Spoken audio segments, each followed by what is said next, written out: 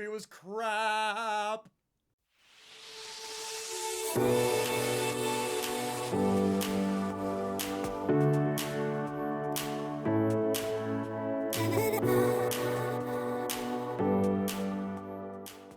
Hello again and welcome back to Mimsy Park. It has been about 2 weeks since our last episode because I thought I was going to die, actually. It turns out allergies are just getting worse the older I get, so that's fun to look forward to. Speaking of getting older, today, as of the recording, is my 34th birthday.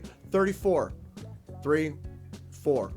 Getting old. But to commemorate my birthday, we're putting out an episode, and this is going to be the next installment. I've forgotten what episode we're on now. It's like 5 or 6 of this Disney live action remake series. And today we are doing 2019's The Lion King, which is the third of 4 movies put out in 1 year by Disney. The fourth one, which will be the next one we get to, was Lady and the Tramp. Spoiler alert, I don't have good expectations for that just because I've already heard terrible things from people that seem to, for the most part, be enjoying these live action remakes. So can't imagine that'll go well. But again, we are not talking about Lady and the Tramp today. We're talking about The Lion King. And I gotta say, The Lion King disappointed me in a way I did not expect to be disappointed. The Lion King basically did what I've been saying these live action remakes should be all along, which is just stick to the original story, update the movies here and there, maybe branch off a little bit with the story. Again, Beauty and the Beast is a great example. Beauty and the Beast stuck to the story. It branched off a little here and there as far as the story goes, but where that really fell short was the animation and the design of a lot of the characters. Where this fell short was apparently right where I thought it should be, which was stick to the original story, go with that, update it visually. And I really thought that that's the way that they should do these remakes, but by the end of The Lion King, my feeling was just, why? Other than updating it for a newer generation, which I'm still on the fence on if just making it look more realistic and photorealistic is really updating it for the fans. I'm still kind of in that group of this is just a cash grab. This is just a way of them falling back on material that already worked once, trying to redo it and it not working. And that's pretty much how The Lion King felt. It lacks all of the heart and the energy, not all of the energy, but it lacks all of the heart of the original one, 100%. The energy is still there, but it's only because it sticks so much to the original. When I say so much to the original, I mean this is almost a shot-for-shot remake.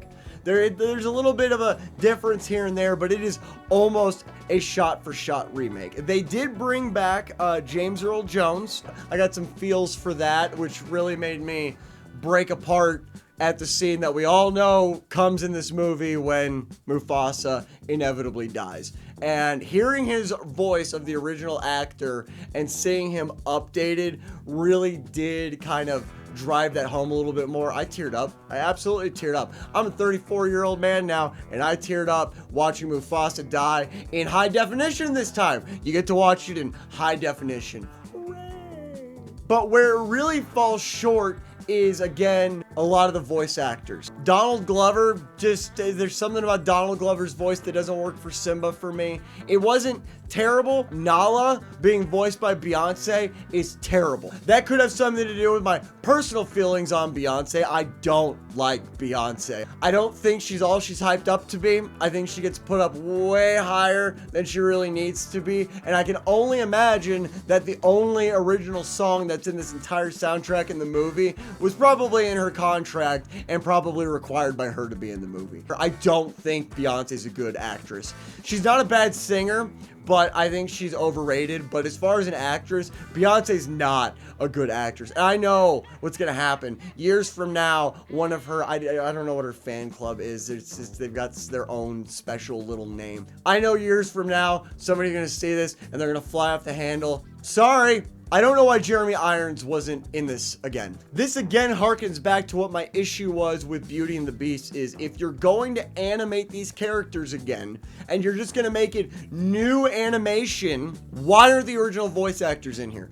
None of them except James Earl Jones. They brought back James Earl Jones, but he's the only original. Nathan Lane as Timon would have been a million times better than Brian Eichner. I don't know. Brian Eichner is not awful as Timon, but there's just something about his voice that didn't fit. A big part of my issue with this movie might not even be in the voice actors, because there's a thing in this movie that stands out like a sore thumb, and it is a complete lack of emotion on the faces of these characters. When something bad is happening, you might get an ear falling back a little bit, but the facial expressions and the ears, and there's no movement to go along with the animation. And I know you want to make this realistic and you want to stick to the realism, but I think we can throw realism out the window when the animals start talking. When the animals are talking, we're no longer doing realism. That's where my biggest issue comes with, oh, we're trying to make these live action remakes, or we're trying to make them look like live action remakes.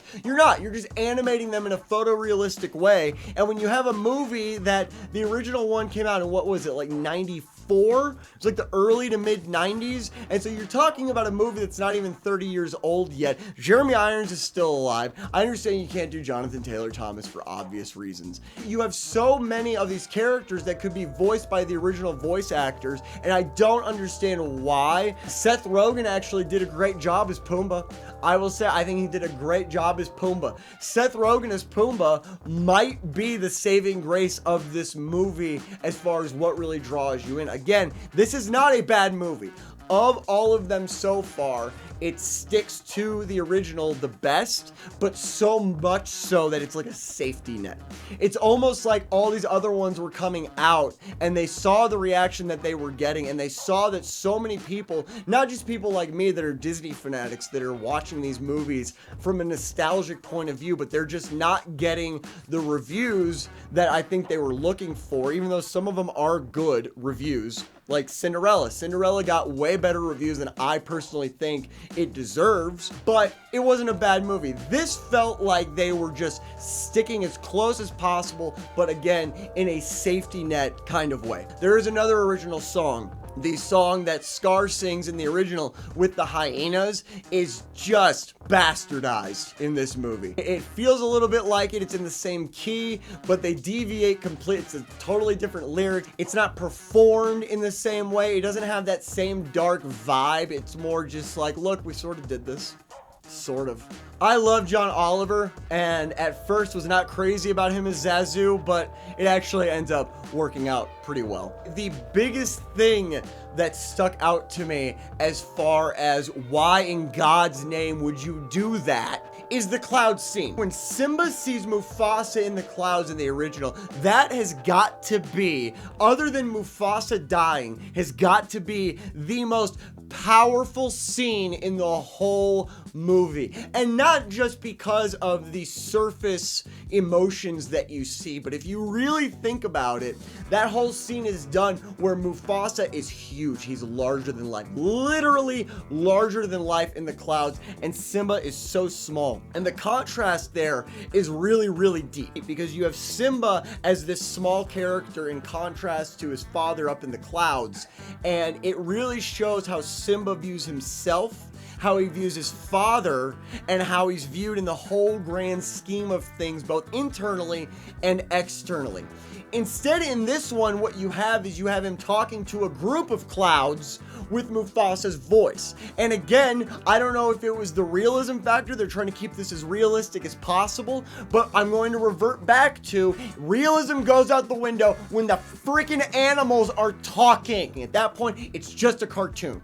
And if it's just a cartoon, and it was already a cartoon to begin with, why are we doing these things? You stuck to so much throughout the whole thing, and you took the most powerful scene and basically tore it down. And I don't understand that at all, because that whole scene hits so hard, and that's the one where you went, no, we're gonna change this. My conflict with this one was probably the most, not the most profound, but the most intricate as far as complexity goes, simply because this did what I thought would make these movies work, which was sticking to the original as much as possible, updating things here and there. And now I'm sitting here going, they're just not gonna work. They're just not gonna work, because when they try to deviate, and I don't have the answer onto what would work, because now I've seen one extreme of them changing it up a lot and screwing that up. I've seen them go a little bit closer but still deviate and not completely screw it up, but screwed it up enough to where you're not even matching. And it's not about topping the original, but you're not even matching the originals in these. And now I've seen what I thought would work, and it doesn't work. It's just boring. If you're gonna watch The Lion King, go watch the original Lion King. Now, they did bring back Elton John and Hans Zimmer for the soundtrack, which is great, because Elton John did a spectacular job with the original soundtrack. And Hans Zimmer, who also worked on the original soundtrack with Elton John, just everything that dude touches turns to gold. But again, this was a prime example of how these movies just don't work. The other thing is the animation that they're using is so very clearly recycled animation. The originals, if you watch these original classics, Peter Pan does not look like Snow White, does not look like Alice in Wonderland, does not look like this, does not look like that. You had Disney animation, you knew it was Disney animation, but each one altered a little bit here and there to be its own thing. This is like what Assassin's Creed does with their games, what Ubisoft does with Assassin's Creed, or what they were doing, where they're churning them out, they're using the same engine. The Division's another great example. The Division 1 and 2, same game for the most part, because they use the same graphics engine, they recycle it over and over again, and then they just churn this stuff out. The problem is that you're doing these with stories, and stories throughout human history are something that people really latch on to. Stories are one of those things that people attach to emotionally, and when you treat it as a cash cow rather than a story, or rather than something that's worth investing in, you get basically what we're seeing now, which is a bunch of crap regurgitated once a quarter so that they can make some extra money. Start going and getting more children's stories, turn those into movies again. That's how all of this started. That's how Snow White was created, and it just took off from there. And now, because we're in an age of remakes and updates and this and that, which Disney is perpetuating more than anyone else, we feel the need to go and do this to these originals, and we just don't need to. We just don't need to. All in all, again, not a terrible movie, not good enough to go spend your money on. If you've got Disney Plus, go watch it on Disney Plus. I'm not going to tell you to pirate it. I am going to tell you, don't waste your money. These movies are like, what, like 20, 30 bucks on Blu-ray and 4K. If you're going to waste money on a hard copy, they've got a great 4K release of the original Lion King right here. It's phenomenal. It looks great. I didn't think animation in 4K would look great, but this steelbook, this was like 35 bucks for a 4K steelbook of the original Lion King. It's phenomenal. Go get this instead. But guys, that is going to do it for this episode of Manic Movie Reviews on 2019's The Lion King. I feel like you could probably call this one The Lion Prince, because it absolutely just does not live up to the original. But let's be fair, none of them live up to the original. That's why I'm able to make an entire series about how crappy they are. If you do like the video, go ahead and throw me a like. Go ahead and leave some comments if you want to. Negative, positive, doesn't matter to me. If you do have some movie suggestions you want to throw my way, leave those down in the comments and we'll get around to them. Hit that subscribe button, hit that like button, comment, yada, yada, yada. I'm going to go enjoy my birthday, and I will see you guys next time.